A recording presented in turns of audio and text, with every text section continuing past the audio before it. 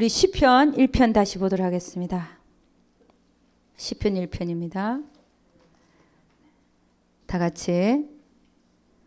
복 있는 사람은 악인의 길을 쫓지 아니하며 죄인의 길에 서지 아니하며 오만한 자의 자리에 앉지 아니하고 오직 여호와의 율법을 즐거워하여 그 율법을 주야로 묵상하는 자로다. 저는 시냇가에 심은 나무가 시지를 쫓아 과실을 맺으며 그 잎사귀가 마르지 아니함 같으니 그 행사가 다 형통하리로다. 악인은 그렇지 않으며 오직 바람에 나는 겨와 같도다.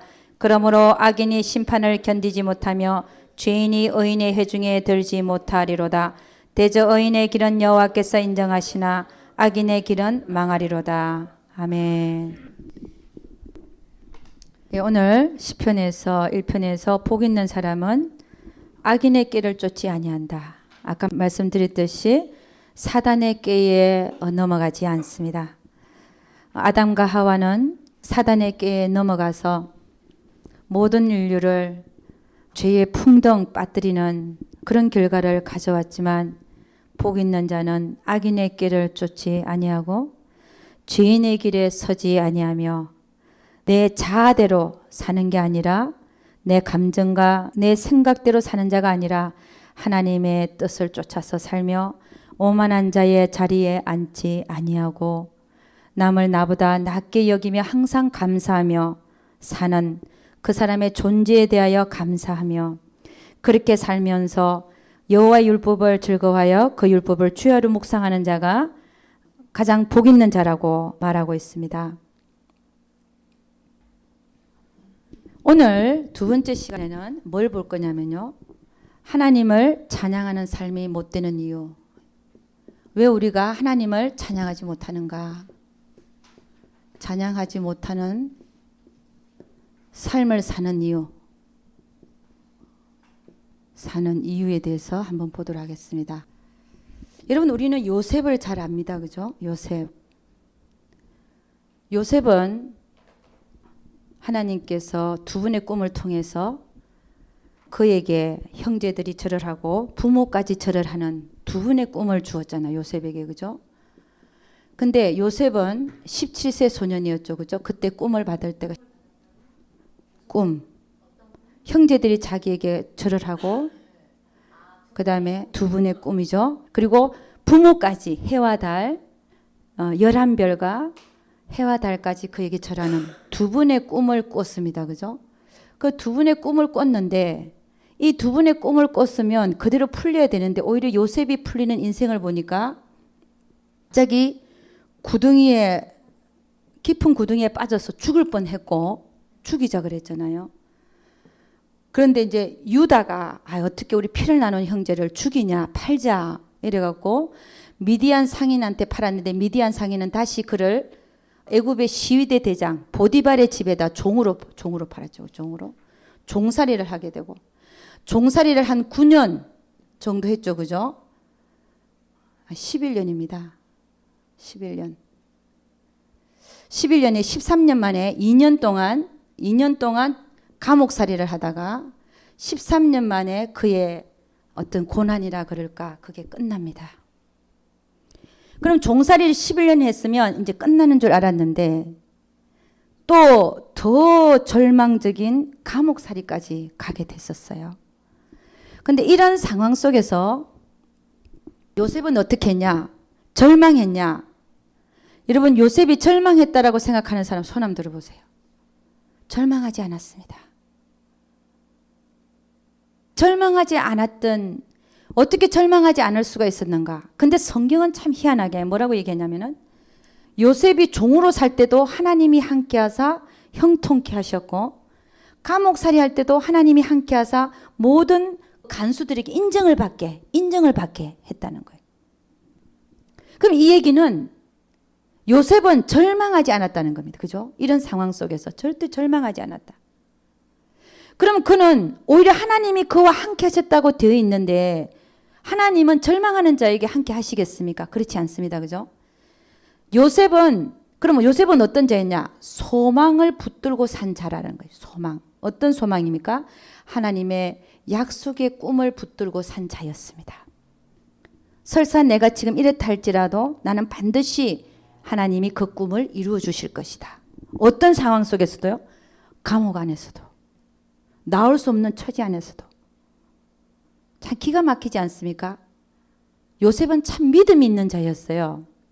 물론 꿈꿔가지고 형제들이 가서 잘난 척하고 너희가 나에게 절하더라. 그러니까 형들이 얼마나 미웠겠습니까? 안 그래도 미운데 아버지에게 사랑을 받아 채색 옷을 요셉에게만 입혔잖아요. 얼마나 형제들이 시기를 했겠습니까? 그래 거기다가 자랑까지 해놨으니 우리가 니한테 절을 해. 이게 그냥 확 죽여버려. 그렇게 생각 안 했겠냐 말이에요. 그러니까 그랬는데도 불구하고 우리 요셉을 보면요. 요셉이 자랑하고 고지식하고 성격이 올곧고 정직하고 형제들의 잘못을 다 아버지한테 가서 고자질하고 이런 못된 면이 있었지만 그러나 그에게는 하나님을 진짜 믿는 믿음이 있었어요. 믿음이 있었기에 그가 어디로 가든 간에 그는 하나님이 함께 해주셨다는 것입니다. 할렐루야. 이게 중요한 거예요. 그래서 하나님을 그는 이런 상황 속에서도 찬양할 수 있었어요. 아멘입니까? 누가 그렇게 하냐? 믿음 있는 자가 그렇게 합니다. 믿음. 하나님을 진짜 믿는 자는요.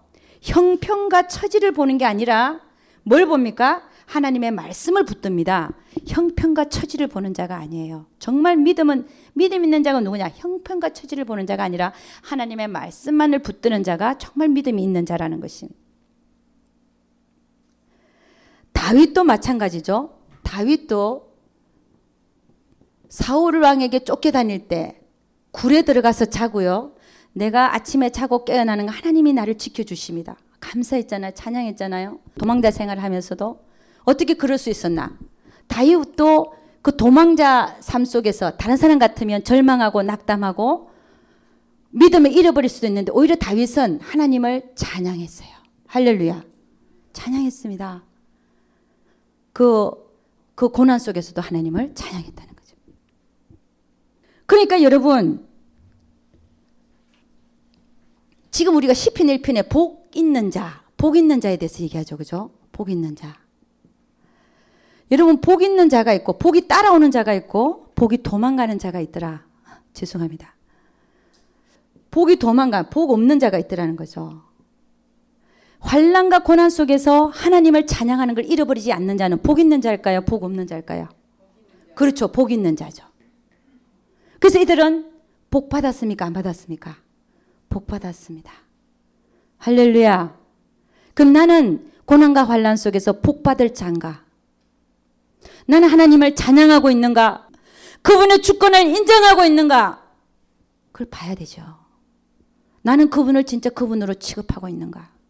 내가 그분을 그분의 자리에 두는가 하는 것입니다. 내가 그분을 그분의 자리에 둔다면 나는 지금 고난 속에서도 그분을 찬양하며 감사해야 할 것입니다. 할렐루야. 그런 자가 복 있는 자라는 거예요. 다윗은요. 시편을 보면 다윗은 항상 뭘 묵상을 했냐면요. 그가 누구신지 어떤 일을 행하셨는지 이걸 항상 묵상한다 그랬어요. 누구를요? 하나님을. 그분이 행하신 일을 묵상하고 그분이 누구신지를 묵상하고 그러니까 환난 속에서도 고난 속에서도 그를 찬양할 수 있는 것입니다. 항상 묵상하는 게 그거였다는 거죠. 요셉과 다윗을 보면요. 여러분 우리는 이 요셉과 다윗의 결과를 알고 있기 때문에 쉽게 얘기할 수 있지만 내가 정말 다윗이고 내가 요셉이다. 내가 요셉이 되어져서 남의 집에 아버지 사랑을 받다가 남의 집에 종살이 되고 11년을 거기서 남의 비위를 맞춰주고 있고 하는 대로 하고 살고 있고 앞이 안 보인다. 내가 언제 나갈지. 나갈 줄 알았는데 감옥으로 들어갔습니다. 그럴 때 아무 소망이 안 보이고 내일이 안 보일 때 내일이 어떻게 될지 내일이 안 보이는 상황이거든요. 어떻게 인간이 알겠습니까? 하나님만 알고 있지. 인간은 모르잖아요. 내일이 안 보일 때 안 보인다.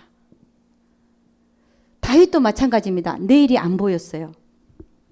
언제 끝날지, 얼마만큼 더 갈지, 언제 하나님 뜻이 이루어질지 나에 대한 경륜이 내일이 안 보이는 거예요. 십수년을 그러고 돌아야 돼. 그럼에도 불구하고 그들은 내일이 안 보여도 그들은 하나님을 찬양했습니다. 할렐루야. 내일이 안 보여도. 참 중요한 얘기인 것 같아요. 나는 내일이 안 보여도 내가 하나님을 찬양하는가. 그런 자들이 가장 복을 받더라는 것입니다. 그러면 오늘 주제가 뭐냐면 나는 왜 환난 속에서, 예를 들어서 환난 속에서 나는 왜 하나님을 찬양하지 못하는가. 그 이유에 대해서 한번 보도록 하겠습니다. 나는 왜 하나님을 찬양하지 못하는가. 첫째, 여러분이 그렇다는 거 아닙니다. 찬양하지 못할 때. 찬양하지 못하는 이유가 뭐냐. 하나님을 몰라서 그렇습니다. 하나님을 몰라서 그렇다. 하나님을 아는 지식이 부족해서 그렇습니다. 아는 지식이 부족하다. 하나님을 못 배워서 그렇습니다. 여러분이 언제 의의 말씀을 경험하냐면요.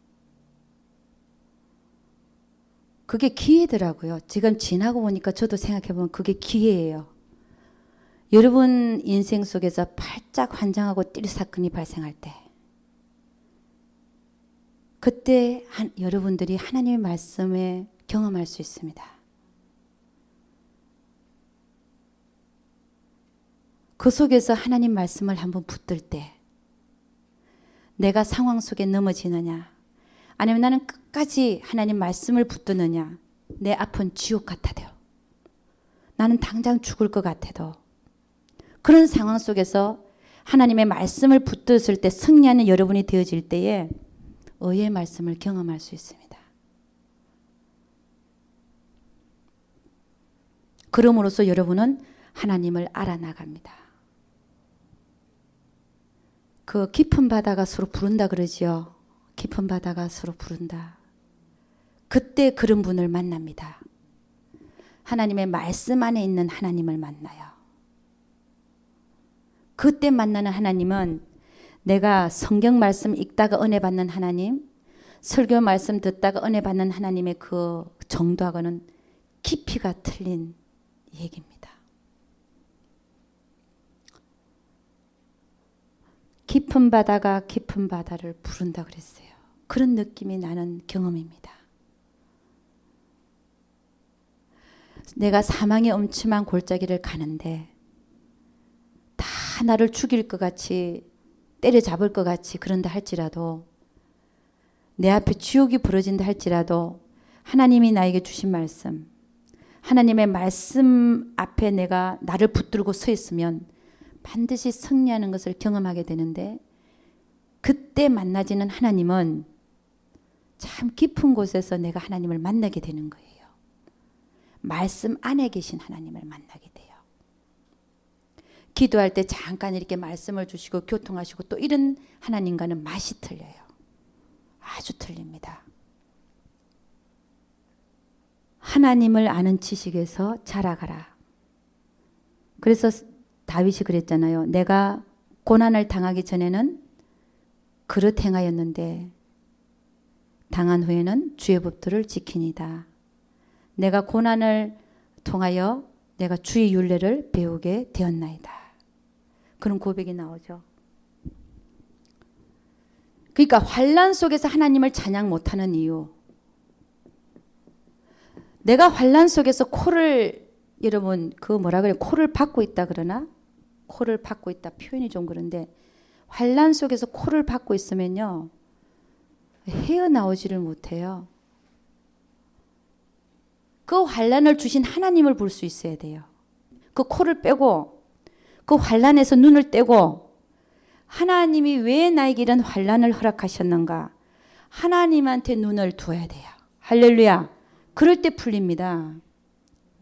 내가 그 환난 속에서 저 사람 내가 그냥 죽여버리고 싶네. 왜 나에게 이렇게 못되게 구는지 말이야. 미치고 한장아 팔짝 뛰겠고. 근데 하나님이 그 허락하고 계시는 거거든요. 저는 남의 고난당하는 걸 기뻐해서 제가 웃고 있는 게 아닙니다. 하나님이 하시는 거를 내가 보고 있기 때문에 웃음이 나오는 거예요. 근데 그게 복인데도 복으로 못 받아. 그게 문제죠. 하나님은 우리를 인생을 하여금 고생하고 근심하게 하시는 게 본심이 아니라잖아요. 그 재앙과 환난을 통해서 우리를 복되게 하시려고 지금 그게 과정으로 와 있는 걸 모르고 그 자체만 피하려고 그러고 사람 탓하고 환경 탓하고 하니까 우리는 하나님의 뜻을 못 이루어드리고 나는 고생만 하고 끝나는 거예요. 그게 그렇게 되면 평생 그렇게 고생만 하고 끝나는 거야. 이해가 가세요? 내가 하나님의 뜻을 의도와 목적을 깨닫고 그 위에서 보기 시작하면 그 환난이 한 2분의 1로 줄어들어요. 그렇게 크게 안 보여. 믿던 사람도 별로 그렇게 안 미워져요. 하나님 뜻을 이해하고 나면. 왜 하나님은 그렇게 되기를 원하는 거예요. 근데 그거를 모르니까 그냥 그 환난 속에 코를 쳐박고 나는 왜 이렇게 당해야 되나 그렇게 생각하고 고생은 고생으로 끝나고 평생 그러다가 하나님 뜻을 모르고 인생이 끝나는 거죠. 환난 속에서 하나님을 찬양 못하는 이유가 하나님을 아는 지식이 없어서 그렇습니다. 하나님을 아는 지식이 없다. 하나님은 결코 우리에게 돌을 주시는 분이 아니라는 거예요. 그 과정을 통해서 나에게 떡을 주시기 위한 과정이라는 걸 알아야 되는데 그 과정에서 못 참고 믿음 잃어버리고 좌절하고 낙담하고 욕하고 끝내는 겁니다. 우리 인생이 그렇게 살면 참 기가 막히잖아요. 하나님 뜻하고는 전혀 상관없는 삶을 사는 거예요. 환난 속에서 내가 하나님께 감사하지 못하는 이유, 내가 하나님을 아는 지식이 없어서 그래요. 내 백성이 나를 아는 지식이 없기 때문에 망한다 그랬잖아요. 그 홍해 앞바다에서 하나님이 일부러 홍해 앞에다가 진을 치라 그랬거든요. 거기 가서 너희들 진을 치라. 홍해 앞바다에다가 바다가 이거 있고 여기다 진을 치라 그런 거예요. 일부러 하나님이 일부러 하라 그랬어요. 쳐보니까 저 뒤에 애국 군대가 쫓아오네. 요 200만 명의 이스라엘 민족인데 애국 군대가 막 쫓아오는 거예요. 그러면 이게 이제 사면 초가가 돼갖고 백성들은 막 하나님을 원망하고 모세를 원망했죠. 우리를 죽게 한다. 죽게 하려고 이렇게 애굽에서 끌어냈다 이거예요. 근데 애굽에서 끌어낼 때 하나님은 그들에게 어떻게 끌어냈습니까? 10가지 기적을 보여주면서 끌어냈어요. 그죠? 고센 지역에는 재앙이었고 애굽 지역에만 재앙이 있고 또 애굽의 장자들만 쳤고 이스라엘 민족은 문술주 임방에다가 양의 피를 낸 건 다 죽음의 사자가 지나갔잖아요. 그런 걸 경험하고서도 10가지 기적을 경험하고서도 하나님을 못 배우니까 여러분 기적 좋아요. 기적 좋죠. 기적을 통해서 하나님은 기적 자체로만 만족하지 말고 기적을 일으키는 하나님을 배우라는 거예요. 하나님을 배우라. 당장 내가 필요한 떡 주시는 하나님, 나에게 필요한 떡 주시는 하나님, 이 하나님한테 포커스를 맞추지 말라는 거예요. 떡, 이거는 우리 육체는요, 병 고쳐놔도 또 죽어요. 그래 안 그래요? 똑같은 인생 삽니다. 나사로가 나흘째 된 나사로를 살려놨는데 죽었을까 안 죽었을까요? 또 죽었어요. 그럼 중요한 게 뭐냐? 영이라는 겁니다. 영이라는 겁니다. 영이죠. 평생 병 고치는 거, 평생 신유한사만 쫓아다니면 문제가 있는 거예요. 제가 그랬으니까 5년을 배닌 집회 얼마나 쫓아다닌 제가. 아 진짜 많이 쫓아다녔어요. 혼자서 부흥하면서 9시간씩 막 운전해가면서. 저 운전 못하는 사람이거든요. 우리 남편이 운전을 해줘야 돼. 저 딴 데 2시간 운전하러 갈 때도. 근데 미치니까요. 8시간 9시간도 운전하고 가더라고 제가. 혼자 부흥해가면서. 그렇게 쫓아다녔었어요. 그런데 더 중요한 거는 하나님의 말씀인 걸 깨닫고 제가 그 짓을 그만뒀습니다. 제가 뭘 얘기하려고 그러냐면은 이 이스라엘 민족들이요. 그래도 저는 베니인을 좋아합니다. 아멘. 이 이스라엘이 애굽에서 10가지 기적을 통해서 하나님은 하나님을 배우기를 원했어요. 이스라엘 민족이. 근데 하나님을 배우지를 못했어요. 그 기적을 보고도. 하나님이 자기들을 사랑하고 자기들을 지켜주시고 하나님이 자기들이 어떤 분인가를 배우기를 원했는데 못 배우니까 하나님이 명령해서, 그것도 일부러 명령해서 홍해 앞에다가 진을 치라 그랬잖아요. 하나님 명령했잖아요. 그렇게 명령했으면 하나님이 어떤 뭔가를 있기 때문에 명령을 한 거지 자기들 죽이려고 여기다가 진을 치라고 얘기하지는 않았을 거 아닙니까? 그런 하나님을 배우고 알아야 되는데 못 배운 거예요. 그러니까 요 앞에서 이제 죽는다고 울고 불고 어린애들까지 다 울고 불고 원망하고 하나님 원망하고 이렇게 했죠. 근데 모세는요.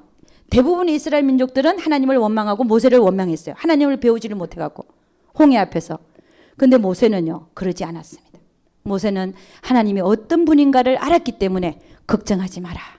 너희가 오늘 하나님이 행하시는 그것을 볼 것이다 라고 얘기를 했어요.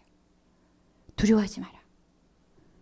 그러니까 하나님을 배운 자와 하나님을 못 배운 자, 환경 앞에서, 환난 앞에서 태도가 얼마나 틀리느냐는 말씀입니다. 내가 내 인생 속에 환난을 주신 하나님, 나에게 자기 목숨까지 바쳐서 마지막 피까지 흘려주신 그분이 나에게 이런 환난을 가져다 주신 것이 나로 하여금 망하게 하기 위해서 가져다 주셨다. 이건 하나님을 모르는 얘기예요.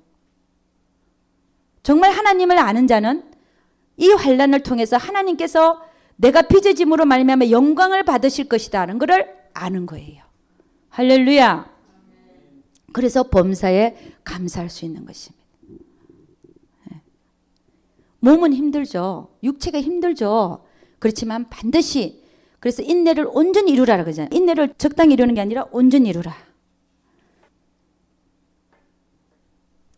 그 다음에요. 두 번째는요. 내가 왜 환난 속에서 하나님을 찬양하지 못하는가? 내가 왜 다윗과 같이 못하고 요셉과 같이 못하는가? 두 번째 봤더니요. 자기 사랑 때문에 그렇습니다. 자기를 사랑하는 것을 아직 내려놓지 못하기 때문에 하나님을 환난 속에서 찬양하지 못하더라는 것입니다. 오늘 시편 1편에 보니까 오만한 자리에 복 없는 자죠. 복 있는 자가 아니라 복 없는 자는 오만한 자리에 앉게 되고 죄인의 자리에 서게 되고 악인의 꾀를 쫓게 되는데 이것이 왜 일어나냐? 이게 다 자기 사랑 때문에 일어나더라는 것입니다. 자기 사랑. 서글픈 얘기인데 자기를 사랑하는 사람은 육신을 사랑합니다. 근데 자기 사랑을 내려놓은 자는 영을 쫓아서 살죠. 하나님 뜻이 무엇인가? 하나님 뜻이 무엇인가? 여러분, 저는 하나님의 뜻을 알고 싶어 했어요. 하나님의 뜻을 너무 알고 싶어 했어요. 방언 기도를 하는데 방언을 열심히 하는데 방언 기도 뜻을 알고 싶은 거예요. 그 뜻만 알게 되면 성령이 나를 위해서 하나님 뜻대로 구하는 기도가 방언이니까 하나님 내가 방언만 해석하게 되면 내가 다 해드릴게요. 다 해드릴게요. 그랬어요. 그래서 길가 가면서도 막 방언 기도하면서 방언 통역이 임하기를 그렇게 원했어요. 근데 안 주시는 거예요. 1년을 24시간 방언 기도했어요. 잠은 잤지.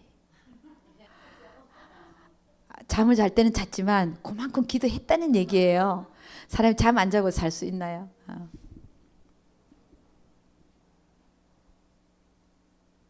여러분, 그게 참 희한한 경험인데 제가 하도 방언 기도를 하니까 어디를 갔다 오는데 배가 고픈 거예요. 난 그만 조금 전에 먹었는데 배가 고파요. 그래서 너무 배가 고파갖고 분명히 얼마 전에 좀 먹었는데 저 그렇게 살찐 편은 아니잖아요. 내가 그렇게 막 뚜룩뚜룩한 편은 아니잖아요. 살은 좀 찌지만 그때는 더 야유었어요. 근데 그러니까 내가 먹었는데도 또 배가 고픈 거야. 저 5분 길에서 5분 길. LA로 들어오려면 아직 몇십 분 남았으니까 너무 배가 고프고 그 근처에 잭인더 박스인지 거기로 싹 들어가 드라이브 스루를 했어요. 너무 배가 고프니까 햄버거를 산 거예요. 도저히 먹어야 되겠는 거예요. 그래갖고 뭐 맛도 모르고 배가 고프니까 운전하면서 벅벅 먹었어요. 아시죠? 무슨 막 먹은 거예요. 먹었는데 이 배고픔이 안 사라지는 거예요. 똑같아.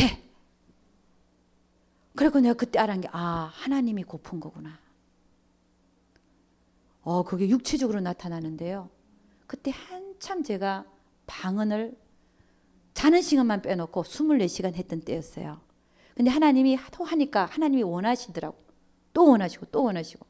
그런 경험, 참 희한한 경험을 제가 한번 해봤어요. 그 이후에는 한 번도 안 왔지만 또 딱 한 번 먹었는데 또 배가 이게 배고픔이 가시져야 되는데 너무 배고파서 먹었는데 똑같은 거예요. 그때 제가 눈치를 채고 막 방언 기도를 했죠. 그때 그게 싹 풀리더라고요. 근데 여러분, 저는요, 여러분이 다 방언 통역하기를 원합니다. 한번 해보셔요. 얼마나 좋은가. 방언이 통역되면요, 방언이 통역되기 위해서 마음이 순수해야 돼요. 죄를 즉각 회개해야 돼요. 하나님과 교통이 끊이면 안 됩니다. 그런 자에게 하나님 방언 통역 안 해주셔요. 방언 통역이 저에게도 언젠가 왔어요. 그 시점을 잘 모르겠어요.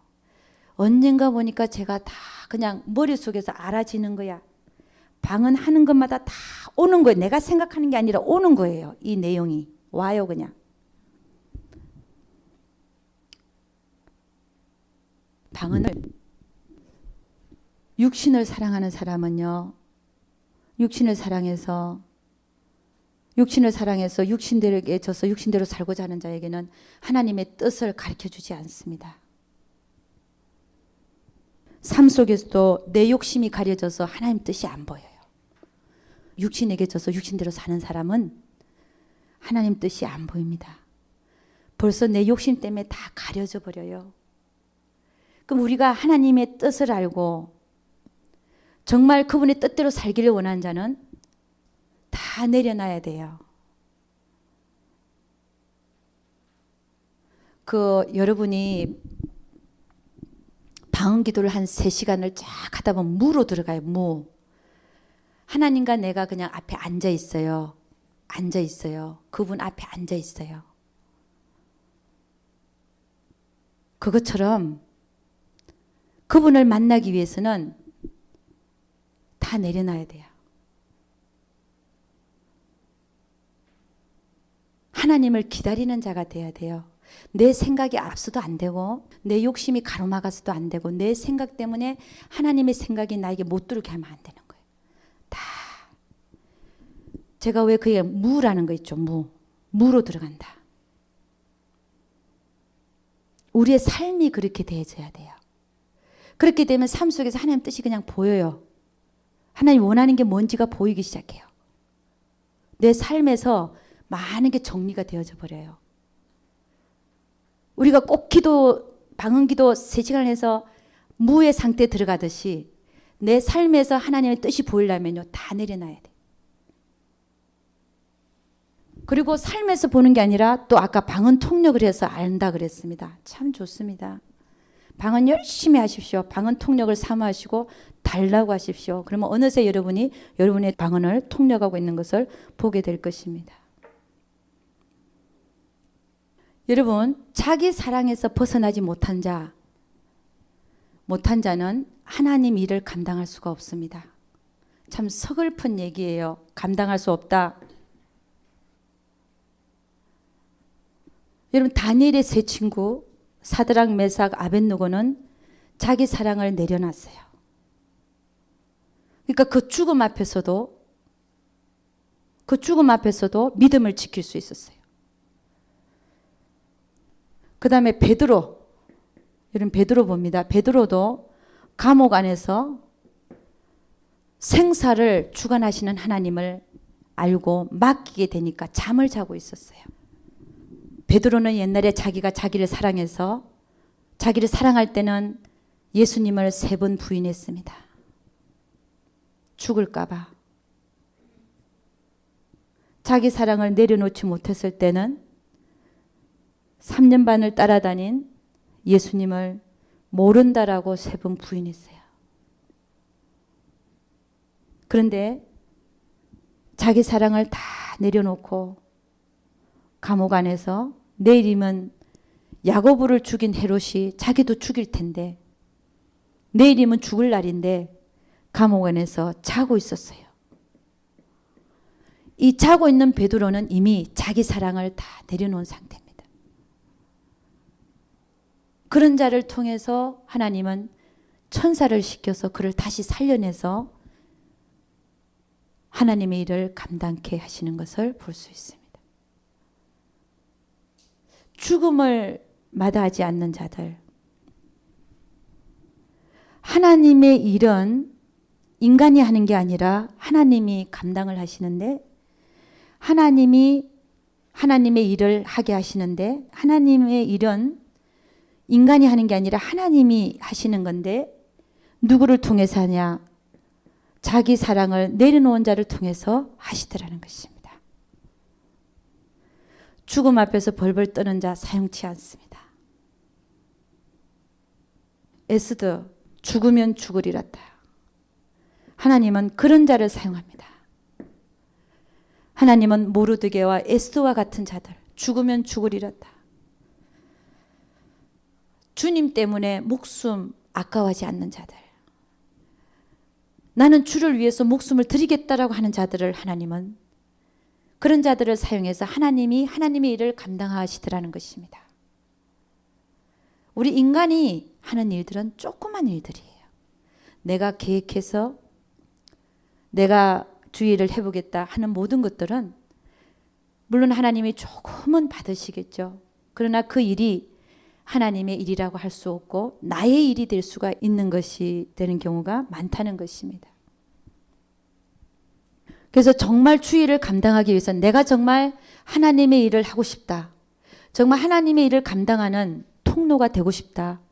그럴 때는 죽음 앞에서도 죽으면 죽으리라다. 그런 각오를 하지 않는 이상 내가 주님 앞에 목숨을 드리지 않는 이상 우리는 주의를 감당할 수가 없습니다.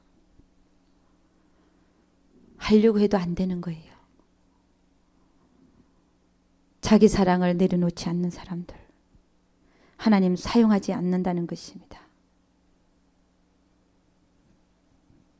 그래서 여러분, 내가 정말 하나님께 쓰임받고자 하는 자는 뭘 해야 되냐? 자기 사랑을 내려놔야 됩니다. 죽으면 죽으리라. 여러분 인생은 한 번 사는 거죠. 다 죽어요. 병들어 죽건 교통사고로 죽건 수명이 다 돼서 죽건. 수명이 다 돼서 죽는 사람들 보니까 거의 죽대 진짜. 샤워실에서 할머니가 90몇 살 할머니가 샤워하다가 앉아서 그냥 이렇게 가셨대요. 그렇게 죽을 수도 있어요. 근데 나는 그런 거 그렇게 죽는 것보다 차라리 순교할래요. 나는 차라리 순교해서 순교상 받을래요. 이왕 죽을 바에 이왕 이 세상 끝날 바에 나 하나님 일하다가 하나님 때문에 나 죽었다 소리 들을래요. 아멘입니까?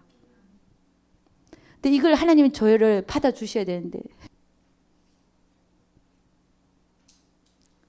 다 죽어요. 이제 죽는데 어떻게 죽느냐?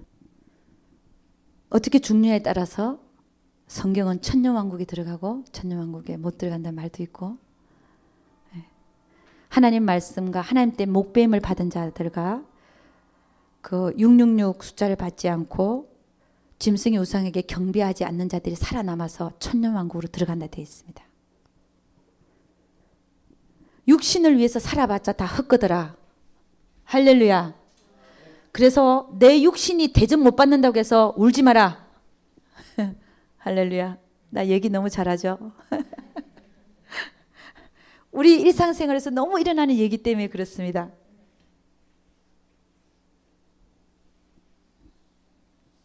육신은 다 벗고 간다.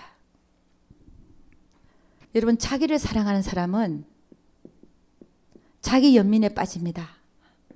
이게 뭐냐? 자기 연민에 빠지는데 나만 왜 이렇게 환난을 당해야 되나? 나는 왜 저 사람을 만나갖고 말이야 더 좋은 사람 만나야지. 저 사람 만나고 내 인생이 욕망이 욕골인가? 이게 자기 연민입니다. 그 자기를 사랑해서 그런 거예요. 저는 처음에 이게 구분이 안 갔어요. 저도 잘 몰랐어요. 영성인 훈련 오기 전까지는 자기를 사랑하는 거하고 자기 연민이 같은지도 몰랐어요. 처음에 들어도 모르겠더라고요. 저게 무슨 말인가? 자기 연민이라니. 자기를 불쌍히 여기는 마음입니다. 자기 연민이. 자기를 불쌍히 여기는 마음.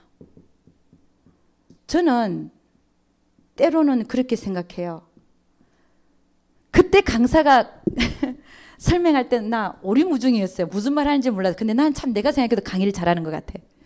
내가 다 소화해갖고 아 이게 이거죠 이게 이거구나. 다 내가 이해하고 한 말을 강의를 하니까 내가 하면서도 야, 난 너무 잘한다. 죄송합니다. 이러면 또 넘어지는데 무슨 얘기 하냐면 제가 그때 자기를 사랑한 것이 자기 연민이기 때문에 버려야 되면 그게 무슨 말인가. 자기 연민이 도대체 뭔가 모르겠어요. 전 참머리 영리한 사람인데도 모르겠더라고요. 물론 평상시에 하도 공부의 머리는 잘 돌아가는데 사람들 말하는 그 머리는 또 잘 안 돌아가는 것도 있지만 자기 연민이라는 자기를 불쌍히 여기는 마음 이게 없어져야 돼요. 이게 있으니까 하나님의 말씀을 못 지키더라는 거예요. 하나님의 말씀은 반대로 얘기하고 있거든요. 나를 불쌍히 여기지 말아야 하나님을 말씀을 지킬 수가 있는 거예요. 무슨 말인지 알겠죠? 나는 왜 나만 이런 환난을 당해야 되나? 이런 마음이 강하면 하나님의 말씀을 너 희생해라. 하나님께서는 다 너에게 돌을 주고 있는 게 아니라 생선을 주고 있고 떡을 주고 있는 것이다 해도 말이 안 들어와요. 내가 불쌍히 여기시니까. 이게 자기 연민이에요. 이걸 빨리 버리셔야 돼요. 나는 그럼 어떻게 변해야 되냐? 나는 이런 대접을 받아도 싸다. 이렇게 여겨져야 되는 거예요. 왜? 그것만큼도 감사하니까. 아멘. 왜 나만 이런 환난을 당해야 되나? 그게 자기 연민이라는 거예요. 이 연민의 마음을 갖고는 하나님의 말씀을 지킬 수도 없고 행할 수도 없고 난 하나님 뜻대로 살아드릴 수도 없어요. 자기 연민을 버려야 돼요. 나에게 그런 마음이 솟아나면 밟아버려야 돼요. 아니야. 나는 내가 나를 불쌍히 여기는 마음이 있으면 내가 하나님 뜻대로 못 살아. 이렇게 가야 되는 거예요. 아멘입니까? 범사에 감사하게 되고 남을 나보다 낮게 여기게 되고 여러분 영성 훈련에 오면 여러분이 눈이 뜨이게 됩니다. 어디에 눈이 뜨이게 되냐? 나에 대해서. 내가 얼마나 안 된 자고 얼마나 못된 자인지 내가 하나님 앞에 얼마나 쓸데가 없는 자인지 그게 보이기 시작합니다. 그게 보여야 진짜 제대로 가는 거예요. 내 안에 내가 많으면 하나님은 오실 수가 없잖아요. 내 안에 내가 많으면 하나님이 전혀 나를 차지할 수도 없고 오실 수도 없고 채울 수도 없고 그래서 영성은 비우고 채우는 훈련이다. 나를 비우고 하나님으로 채우는 훈련인 것입니다. 그래서 자기 사랑을 멈추라. 자기 사랑을 멈춰야 됩니다. 멈추라. 자기 연민이 올라오거든 밟아라. 그 다음에 세 번째로 자기를 사랑하기 때문에 환난 속에서 하나님을 찬양하지 못한다 그랬습니다. 첫 번째 이유는 하나님을 아는 지식이 없어서 그렇고 두 번째는 자기를 사랑하기 때문에 아직도 자기 사랑이 남아있어서 환난 속에서 하나님을 찬양하지 못합니다. 세 번째는 왜 그러냐? 영혼을 살지 못해서 그렇다. 못해 그렇다. 여러분 우리는 영혼을 사는 존재입니다. 이 땅 위에서 잠깐 살지만 여러분 한번 보세요. 나는 지금 이 시점에 있고 영혼이라는 게 이렇게 영원히 지속될 겁니다. 근데 내가 이 세상에서 살면 요 잠깐이에요. 영혼에 비하면 점이야, 점.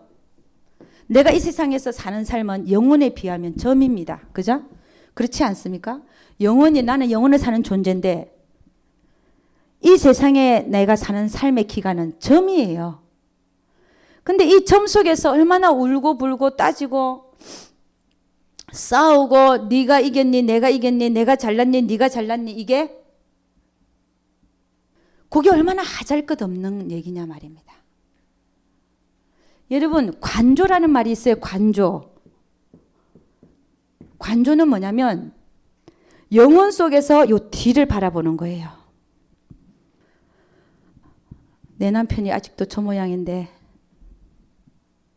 근데 영혼 속에서 바라보면 지나가는 시간이에요. 몇 년. 여러분 그가 어떻게 변할지 여러분이 어떻게 압니까? 우리는 기다려주는 거예요. 아무도 알 수 없어요. 늦게 된 자가 빨리 가고 빨리 간 자가 늦게 된다는 말도 성경에 말씀이 있듯이 우리는 아무도 몰라요. 그냥 지나가는 몇 년의 시간이야. 그걸 영혼 속에서 이렇게 바라보는 거야. 그거 빠지지 말고 영혼 속에 그럼 몇 년. 그럼 금방 지나가는 시간이네. 그냥 단지 내가 그 속에 조금 있을 뿐이구만. 그렇지 않습니까? 이게 관조입니다. 관조. 왜 안 될까? 왜 저 모양일까? 이렇게 생각하지 말라는 거예요. 지나가는 시간. 하나님 경륜 속에 있지만 몇 년이 그래 몇 년인가? 그래. 그 지나고 나면 또 다른 삶이 펼쳐지고 그럴 텐데 그 속에서 내가 너무 안달부달 이러는 게 하나님 뜻이 아니더라는 거예요. 영혼을 살지 못하기 때문에 하나님을 찬양하지 못하는 거예요. 영혼을 살아라는 거예요. 관조하시기를 바랍니다. 그래서 여러분 순간순간 일어나는 모든 일들이 사실은 아무것도 아닌데 우리는 거기 너무 신경을 쏟고 사니까 정력도 낭비되고 힘도 낭비되고 하나님을 위해서 살려고 하는 그 정력도 다 낭비되어져서 하나님한테 쓸 힘이 없더라 이거예요. 시간도 그렇고. 여러분이 하나만 찾아보고 마치도록 하겠습니다. 계시록입니다. 계시록 22장 12절부터 15절까지 한번 읽어보도록 하겠습니다. 다 같이 시작. 보라 내가 속히 오리니 내가 줄 상이 내게 있어 각 사람에게 그의 일한 대로 갚아주리라. 나는 알파와 오메가요 처음과 나중이요 시작과 끝이라. 그 두루마기를 빠는 자들은 복이 있으니 이는 저희가 생명나무에 나아가며 문들에 통하여 성에 들어갈 권세를 얻으려 함이로다. 개들과 술객들과 행음자들과 살인자들과 우상 숭배자들과 및 거짓말을 좋아하며 지어내는 자마다 성 밖에 있으리라. 16절 또 읽어보세요. 나 예수는 교회들을 위하여 내 사자를 보내 이것들을 너희에게 증거하게 하였노라. 나는 다윗의 뿌리요 자손이니 곧 광명한 새벽별이라 하시더라. 제가 이대를 나왔거든요. 그 채플 시간이 있어요. 저는 그때 예수 안 믿었어요. 가장 많이 부르는 노래가 88장 어떻게 시작되죠? 내 진정 사모하는 구주가 되시는 그 노래잖아요. 거기는 새벽별 얘기가 나와요. 드레핀 백합화. 근데 예수를 모르는 저는 그게 뭐가 백합화고 뭐가 새벽별인가를 모르겠어요. 근데 저 노래만큼 어려운 노래가 없네. 저 암호를 얘기하는 거다 분명히. 그랬는데 제가 예수를 믿고 나니까 그 노래가 생각나면서 눈물이 얼마나 나는지. 새벽별은 예수님이었구나. 백합화는 예수님을 얘기하는 거였구나. 그래갖고 그 노래 부를 때마다요 88장 우리 한번 볼까요? 88장 봐야 돼. 이때는 같이 한번 보고 부릅시다. 한번. 2대 채플 시간에 가장 많이 부르는 노래. 저는 몰랐지만 우리 1절만 불러보죠. 다 같이 시작. 내 진정 사모 친구가 되시는 구주 예수님은 아름다워라. 삼일째 백합하여 빛나는 새벽별 주님 형언할 길 아주 없도다. 내 마음이 아플 적에 큰 위로 되시며 와 외로울 때 좋은 친구라. 주는 저 산 밑에 백화 빛나는 새벽별 이 땅 위에 비길 것이 없도다. 그 얘기가 빛나는 새벽별 얘기가 지금 계시록 22장 우리 오늘 읽은 데 있죠. 그죠? 나는 광명한 새벽별이라. 근데 여러분 그 위에 15절에서 우리가 유의해서 볼 것들이 있습니다. 우리는 이 세상에 살면서 내가 뭘 걱정하고 살아야 되는가? 다른 거 걱정하는 게 아니라 이거 걱정하고 살아야 돼요. 걱정하지 말라고 했지만 이거는 걱정하고 살아야 됩니다. 15절 뭐냐면 개들과 술객들과 행음자들과 살인자들과 우상 숭배자들과 및 거짓말을 좋아하며 지어내는 자마다 성 밖에 있으리라. 이 성은 새 예루살렘 성을 얘기합니다. 계시록 21장에는 새 예루살렘 성전이 새 하늘과 새 땅에서 내려왔어요. 그럼 여기는 22장이니까 성 밖에 있으리라 하는 것은 새 하늘과 새 땅은 분명하지만 새 예루살렘 성전의 바깥입니다. 어떤 일을 하는 자가 거기 있느냐 하면은 여러분이 여기가 거기는 성 밖은 지옥이 아닌가요? 아닙니다. 왜냐하면 20장에서 벌써 백보자 심판이 끝났기 때문에 그렇습니다. 한번 가보죠. 20장 계시록 20장입니다. 15절 말씀 20장 15절 말씀입니다. 다 같이 시작. 누구든지 생명책에 기록되지 못한 자는 불못에 던지우더라. 이 불못에는 먼저 누가 가 있냐면 천년왕국 이전에 적그리스도하고 거짓 선지자들 먼저 집어 던져 넣어놨어요. 불못에다가. 그 다음에 천년왕국 때는 하나님은 사단을 무저갱에다 가두죠. 그러다가 천년 후에 잠깐 풀어놨다가 그 다음에 영원한 불못에 던져 넣습니다. 그러니까 불못에 들어가는 차례가 적그리스도 천년왕국 이전에 적그리스도와 거짓 선지자, 그 다음에 천년왕국 이후에 사단 마귀를 거기다 집어 던져놓고 그 다음에 백보자 심판 때에 누굽니까? 누구든지 생명력이 기록되지 못한 자는 불못에 던져온다. 예수 안 믿는 자들이 거기 들어가죠. 그죠? 그 다음에 21장 1절 2절 보면 또 내가 새 하늘과 새 땅을 보니 처음 하늘과 처음 땅이 없어졌고 바다도 다시 있지 않더라. 또 내가 보면 거룩한 성 새 예루살렘이 하나님께로부터 하늘에서 내려오니 그 예비한 것이 신부가 남편을 위하여 단장한 것 같더라. 그러니까 20장에서 벌써 백보자 심판과 영원한 불못 심판은 끝나버렸어요. 그 다음에 21장부터는 새 하늘과 새 땅이 열립니다. 열리고 새 예루살렘 성전이 내려와요.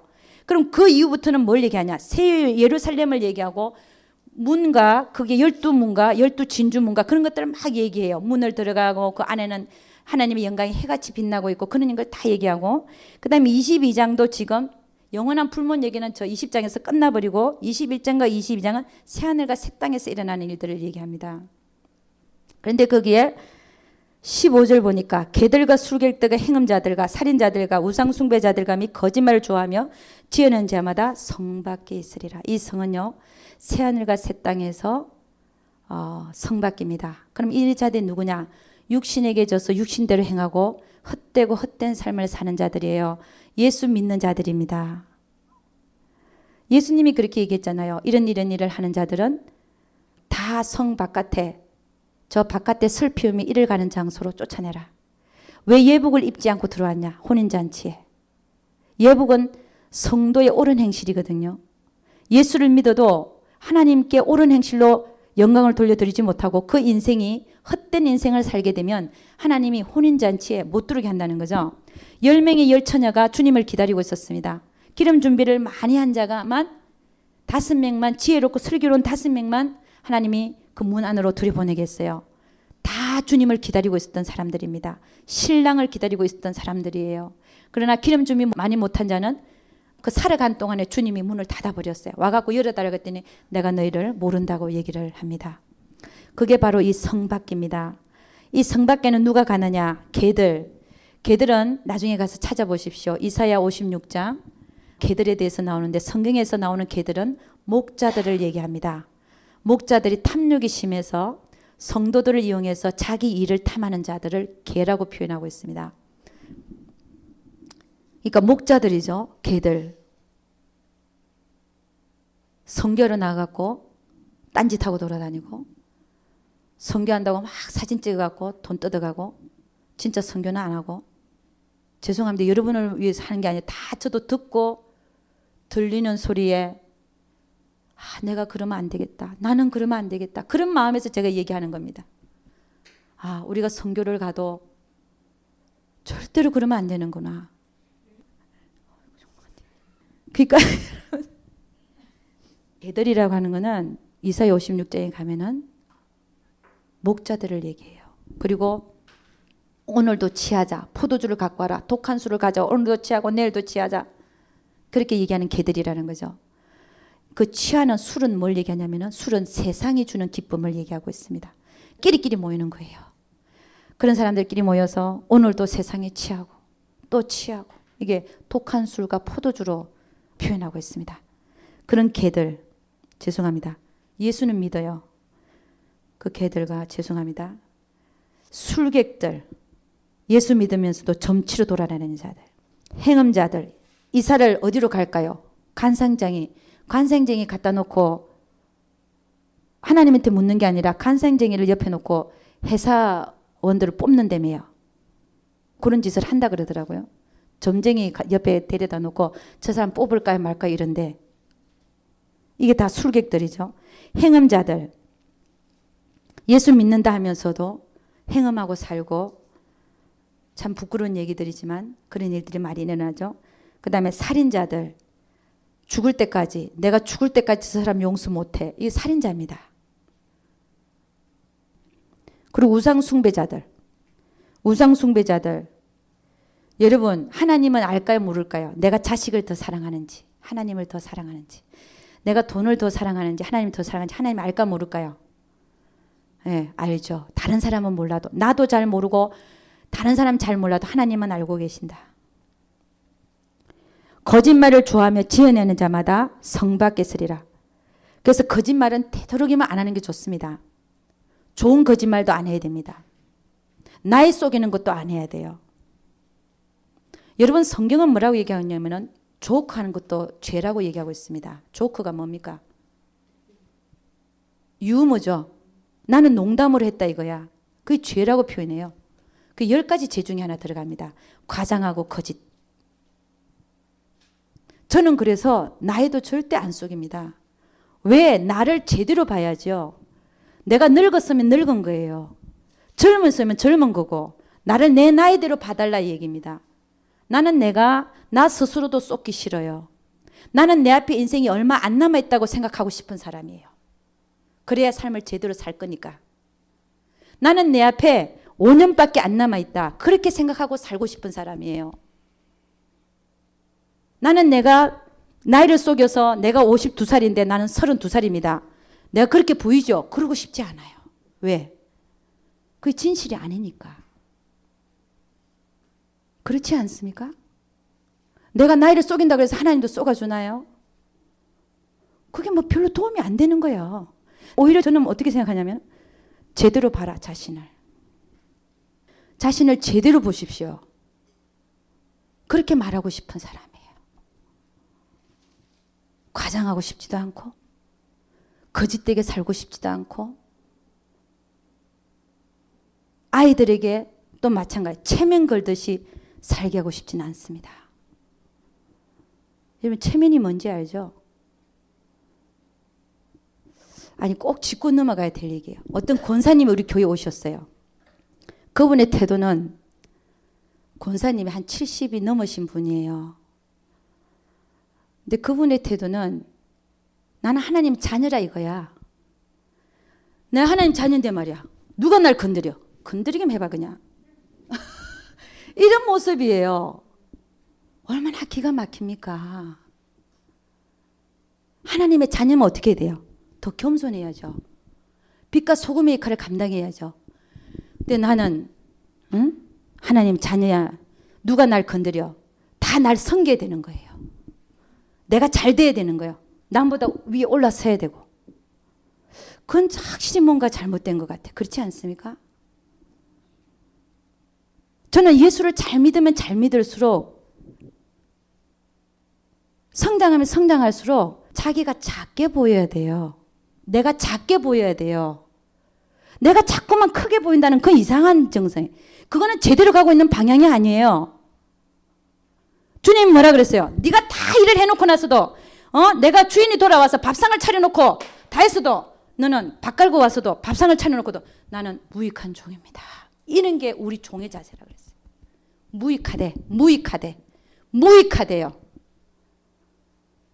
근데 나는 하나님 앞에 나는 이런 사람이고 나는 이렇게 잘났고 아니라는 거예요. 오히려 다른 방향으로 가고 있다니까요. 잘 되는 방향은 자기가 날이 가면 갈수록 작게 보이는 겁니다. 그래서 사도 바울도 그런 얘기를 했어요. 나는 죄인 중에 괴수라. 그전에는 자기가 잘난 줄 알아. 나는 어떤 사도보다도 가장 큰 사도다 그랬어요. 그 다음에는 나는 성도들 중에서도 가장 작은 성도 중에 하나다. 그 다음에 뭐라고 했어요? 나는 죄인 중에 괴수다. 자꾸 작아졌어요. 작아짐으로 말미암아 그의 사역은 더 퍼져나갔어요. 여러분 이게 비밀입니다. 저도 아직 이 비밀에 근접하지를 못했어요. 우리가 가야 될 길이 그 길이라는 겁니다. 겉모양만 화려하다고 해서 잘 되는 게 아닙니다. 내 속사람이 변해야죠. 내 속사람. 내 속사람 누가 알고 계십니까? 하나님이 알고 계시고 그걸 바꾸시기 위해서 여러분에게 많은 걸 하고 계시고 있죠. 지금도. 그게 우리가 동력해드리고 나도 그 방향으로 같이 동력한다니 같은 방향으로 가고 있는 걸 얘기하는 겁니다. 하나님이 이렇게 끌고 가고 싶은데 뒤로 가고 있다. 이러면 안 되는 거죠. 견인차가 차를 끌고 앞으로 끌고 가려고 그러는데 그 차가 중립에서 낮아갖고 제대로 끌려가야 되는데 지가 기아를 딱 넣어갖고 옆으로 빠져나가거나 뒤로 간다 그러면 어떻게 그 견인차가 끌고 가겠습니까? 목적지로. 우리가 걱정하고 염려해야 될 것은 다른 게 아니에요. 내가 혹이라도 다 살았는데 잘 산다고 살았는데 혹시 내가 성 밖에 있지는 않게 될지 그거 걱정하고 살아야 되는 거예요. 여러분 저도 알 수가 없어요. 그래서 늘 저에게 경계가 됩니다. 나는 과연 성 안으로 들어갈 것인가? 나보고 하나님께서 성 안으로 너는 들어와라 할 만큼 내가 그렇게 살고 있는가? 그래서 여러분 오늘 강의는 2시간 이렇게 해서 마치기로 하고요. 오랜 시간 동안 수고 많이 하셨고 주기도문하고 마치도록 하겠습니다. 주기도문 하겠습니다. 하늘에 계신 우리 아버지 이름이 거룩히 여김을 받으시오며 나라 임하시오며 뜻이 하늘에서 이루어진 것 같이 땅에서도 이루어지이다. 오늘날 일용할 양식을 주옵시고 우리가 우리에게 죄 지은 자를 사하여 준 것 같이 우리 죄를 사하여 주옵시고 우리를 시험에 들게 하지 마옵시고 다만 악에서 구옵소서. 대개 나라와 권세와 영광이 아버지께 영원히 싸움나이다. 아멘. 우리 하나님께 영광 돌리도록 하겠습니다.